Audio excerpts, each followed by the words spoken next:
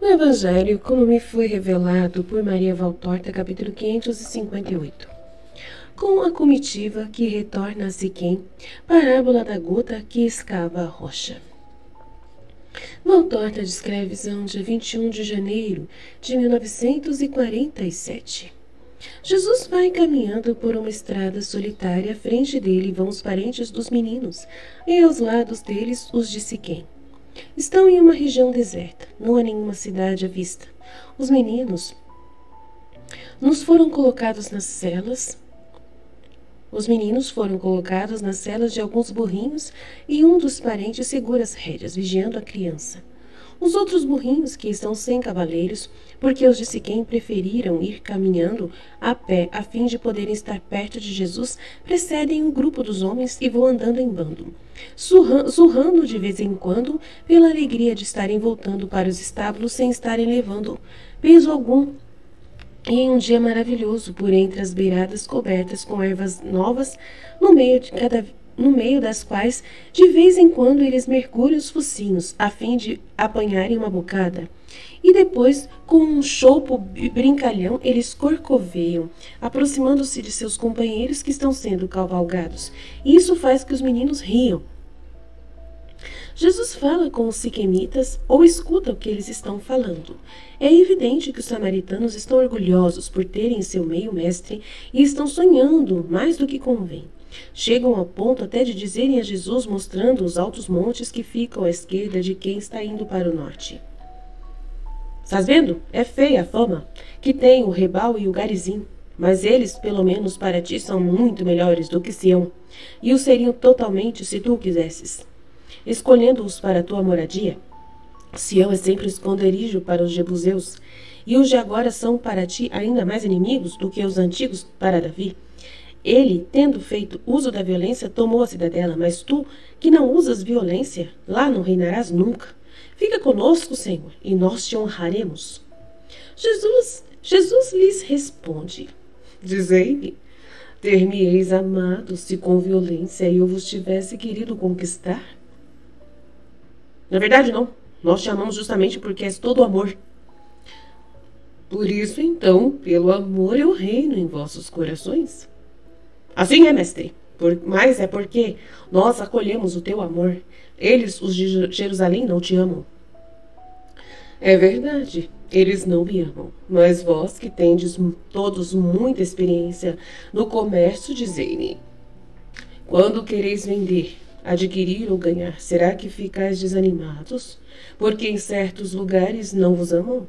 Ou fazeis tranquilamente o que tendes que fazer, preocupando-vos somente em fazer boas compras e boas vendas, sem ficar despreocupados em pensar se o dinheiro que ganhas é um dinheiro sem amor por parte daqueles de quem compraste ou a quem vendestes? É só algum negócio que nos preocupamos. Pouco nos importa se por isso falta o amor daquele com quem negociamos. E terminamos o negócio. Termina também o nosso relacionamento. Fizemos um bom negócio e o resto não tem valor." "Pois bem, eu também, que vim para tratar dos negócios de meu pai. Só devo preocupar-me com isso. Agora, se lá onde eu trato deles, que eu encontre amor ou desprezo ou aspereza, isso não me preocupa. Em uma cidade comercial, não é com todos que se obtém ganhos e se fazem boas compras e boas vendas. Mas, mesmo quando só se faz um bom negócio com um bom ganho, dizemos que nossa viagem não foi inútil e lá voltamos repetidas vezes. Porque ao que se obter só com um na primeira vez, vai se obter com 3 na segunda, com 7 na quarta e com 10 ou com mais 10 nas outras, não é assim? Eu também, a fim de conquistar pessoas para o céu, faço como vós em vossas feiras. Eu insisto, persevero, acho que já é bastante, até que é pequeno no número, no tamanho, porque até uma só alma, se for salva, já é grande coisa e uma grande compensação para o meu cansaço. Cada vez que eu vou lá e consigo vencer tudo aquilo que pode ser reações do homem, desde que conquiste como rei do espírito, ainda que seja apenas um susto. Não, eu não digo que foi inútil a minha viagem, inúteis as minhas dores ou inúteis os meus cansaços. Mas eu digo que foram bons, amáveis, desejáveis os desprezos, as injúrias, as acusações. E eu não seria um bom conquistador se parasse diante dos obstáculos e das fortalezas de granito. Não seriam necessários muitos séculos para venceres tudo isso? Tu és um homem, não viverás muitos séculos. Por que ficas perdendo o teu tempo onde não te desejam? Eu viverei muito menos. Pelo contrário, daqui a pouco já não estarei mais entre vocês. Não verei mais auroras e o pôr do sol, que são como marcos milionários, como marcos miliários, de dias que surgem e de dias que já se foram. Mas os contemplarei apenas como belezas da criação e louvarei por elas o Criador que as fez, e que é o meu Pai.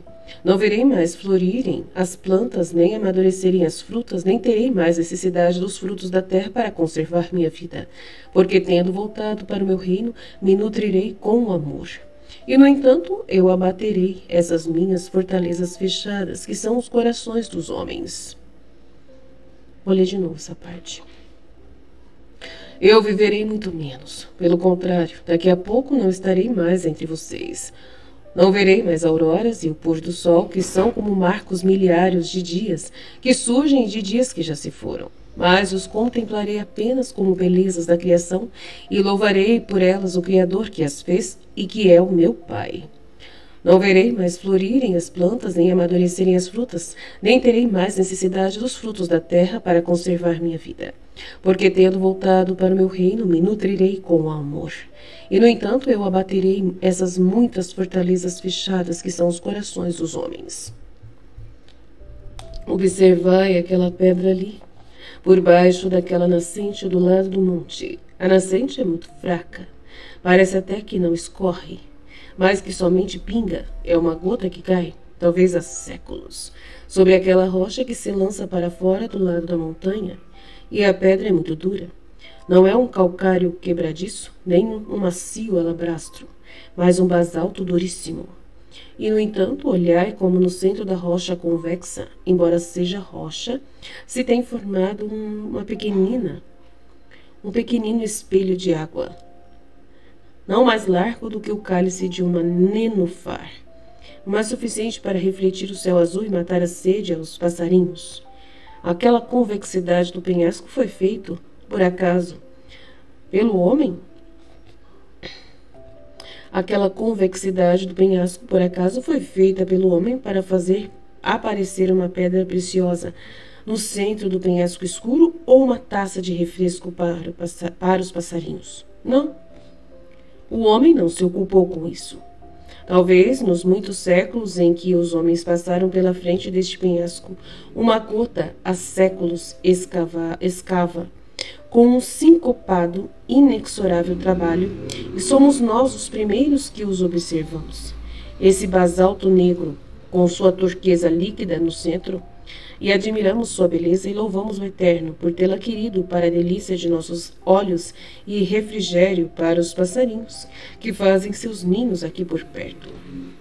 Mas dizei-me uma coisa, terá sido talvez a primeira gota que brotou por baixo da grande cornija basáltica que está sobreposta ao penhasco e que cai daquela altura sobre esta rocha, a que escavou a taça para refletir o céu, o sol, as nuvens e as estrelas? Não.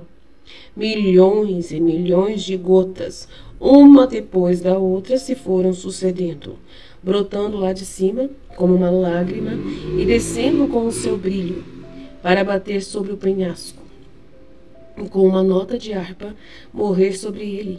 Arranharam, numa profundidade imensurável perante o seu nada, a matéria dura, e assim durante séculos, com um movimento, como o da areia em uma clepsidra, marcando o tempo, tantas gotas por hora, tantas na duração de uma vigília, tantas entre a aurora e o pôr do sol, tantas durante o dia, tantas de um sábado até o outro, tantas de uma lua nova a outra, de um Nisan a outro e de um século a outro. Resistente o penhasco, persistente a gota. O homem que é soberbo e por isso impaciente e ocioso, joga para um lado o macete e a forma depois das primeiras batidas, dizendo: isso não se pode escavar, Mas a gota escavou. E era isso que ela tinha que fazer. Para isso ela foi criada. E gemeu uma gota atrás da outra durante séculos, até conseguir escavar o penhasco. E depois ela não ficou parada, dizendo: agora que o céu se preocupe com o trabalho de encher a taça que eu escavei, com seus orvalhos e chuvas, com suas geadas e neves. Não, mas continuou a cair e ela sozinha enche a minúscula taça nos calores do verão, nos rigores do inverno, enquanto as chuvas violentas ou mansas enrugam o espelho, mas não podem nem embelezá-lo, nem alargá-lo, nem torná-lo mais fundo. Mas ele já está cheio e útil e belo. A nascente sabe que suas filhas, as gotas, vão morrer lá, na pequena bacia, mas não as detém, e sim as empurra para o seu sacrifício. Para que não fiquem sozinhas e tristes, manda-lhes novas irmãs, a fim de que quem morrer não deixe o lugar da morta desocupado, mas que seja ocupado por outras. Assim eu também, batendo uma primeira vez, e depois 100 ou 1000 vezes, nas fortalezas duras dos corações duros, e perpetuando-me em meus sucessores, que eu hei de enviar até o fim dos séculos. Abrirei muitas passagens e a minha lei entrará como um sol em todos os lugares em que estiverem as criaturas. E se depois elas não quiserem a luz e fecharem as passagens que trabalhadores incansáveis tiverem aberto, eu e meus sucessores não teremos culpa disso aos olhos do nosso Pai. Se aquela nascente procurasse ir para outro caminho, ao perceber a dureza do penhasco, e tivesse cotejado mais, lá onde o terreno é de ervas, dizei-me vós, será que teríamos tido aquela joia luminosa, e os passarinhos aquele limpo e cristalino alimento? Ela não seria nem vista, mestre. Quando muito, um pouco de erva mais viçosa até no verão, é que mostraria o lugar onde a nascente gotejava. Ou então, menos ervas do que em outros lugares, porque as raízes delas, pela contínua umidade, murchariam. E pela lama nada mais, portanto, seria um gotejar inútil. Assim o disseste, é um gotejar inútil e ocioso. Eu também, se tivesse que preferir unicamente os lugares onde os corações estão dispostos a acolher-me, por justiça ou por simpatia, eu faria um trabalho perfeito. Porque eu trabalharia isso sim, mas sem me cansar, aliás, com muita satisfação para o eu, e com um compromisso complacente entre o dever e o prazer. Não é pesado trabalhar onde o amor nos ordena, e onde o amor torna dóceis as almas que hão de ser trabalhadas. Mas se não há cansaço, não há merecimento e não há muito ganho, porque poucas conquistas se fazem se nos limitarmos só àquelas que são justas. E não seria eu, se eu não procurasse redimir primeiro para a verdade e depois para a graça todos os homens. E achas que o conseguirás?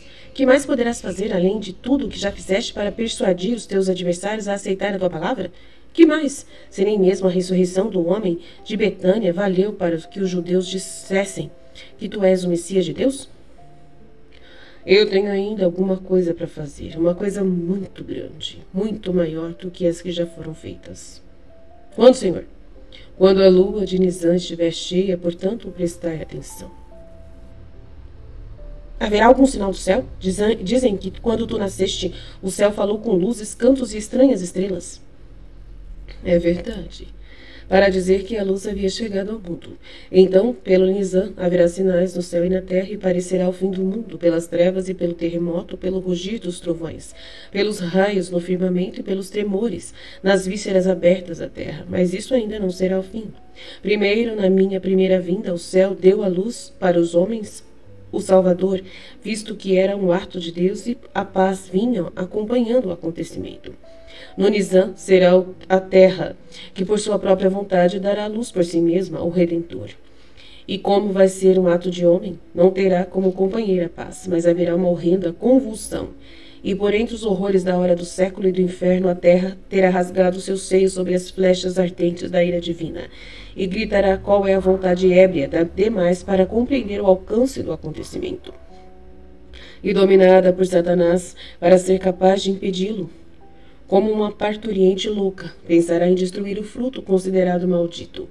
E não compreenderá que, ao contrário, o estará exaltando até as alturas às quais a dor e as insídias nunca o conseguiriam elevar. A nova planta, desde então estenderá os seus ramos por toda a terra, por todos os séculos, e este que vos fala, com amor ou com ódio, será reconhecido como verdadeiro Filho de Deus e Messias do Senhor. E ai daqueles que o reconhecerem sem quererem aceitá-lo e sem se converterem a mim. Uau! Vou ler de novo essa parte. É verdade. Para dizer a luz havia chegado ao mundo. Então, pelo Nisan, haverá sinais no céu e na terra, e parecerá o fim do mundo, pelas trevas e pelo terremoto, pelo rugir dos trovões, pelos raios no firmamento e pelos tremores nas vísceras abertas da terra. Mas isso ainda não será o fim. Primeiro, na minha vinda, o céu deu à luz para os homens o Salvador. E visto que era um ato de Deus, a paz vinha acompanhando o acontecimento. No Nisan será a terra que por sua própria vontade dará a luz por si mesma, o Redentor. E como vai ser um ato de homem, não terá como companheira a paz, mas haverá uma horrenda convulsão. E por entre os horrores da hora do século e do inferno, a terra terá rasgado seus seios sobre as flechas ardentes da ira divina. E gritará qual é a sua vontade ébria demais para compreender o alcance do acontecimento. E dominada por Satanás, para ser capaz de impedi-lo. Como uma parturiente louca, pensará em destruir o fruto considerado maldito. E não compreenderá que, ao contrário, terá exaltado até as alturas, as quais a dor e as insídias nunca o conseguiram elevar. A nova planta, desde então estenderá os seus ramos por toda a terra, por todos os séculos, e este que vos fala, com amor ou com ódio, será reconhecido como verdadeiro Filho de Deus e Messias, o Senhor. E ai daqueles que o reconhecerem sem quererem aceitá-lo e sem se converterem a mim. Onde acontecerá isso, Senhor? Em Jerusalém. Esta é bem a cidade do Senhor. E nós não estaremos lá, porque no Nisan a Páscoa nos detém aqui. Nós somos fiéis ao nosso templo. Melhor seria que fosseis fiéis ao templo vivo, que não está nem sobre o More, nem sobre o Garizim, mas sendo divino é universal. Mas eu sei esperar a vossa hora, na qual amareis a Deus e ao seu Messias com espírito e em verdade. Em espírito e em verdade. Nós cremos que tu és o Cristo e por isso te amamos. Amar é deixar o passado para entrar no meu presente. Vós não me amais ainda com perfeição. Os samaritanos olham um para os outros de soslaio e se calam. Depois um deles diz: Por ti, para irmos ficar contigo, nós o faríamos. Mas não podemos ainda que o quiséssemos entrar onde estão os judeus. Tu sabes disso, eles não gostam de nós. Nem vós também gostais deles, mas tendes paz. Daqui a pouco não haverá mais duas regiões, dois templos, dois pensamentos opostos, mas um único povo, um único templo, uma única fé para todos os que desejam a verdade. E agora eu vos deixo. Os meninos já estão mais consolados e entretidos, e longo é para mim o caminho de volta a Efraim, para chegarmos lá antes da escuridão. Não vos agiteis. Os vossos atos poderiam chamar a atenção dos pequenos, e não convém que eles percebam a minha partida. Prossegui. Eu paro aqui. O Senhor vos guie pelos caminhos da terra e pelos caminhos de sua vida. Ide. Jesus se aproxima do monte e deixa que eles se afastem. A última coisa que se percebe da caravana que está de volta a Siquém é a alegre risada de um menino que se propaga e é ouvida ao longo do caminho que vai para a montanha. E assim termina a visão Fiat.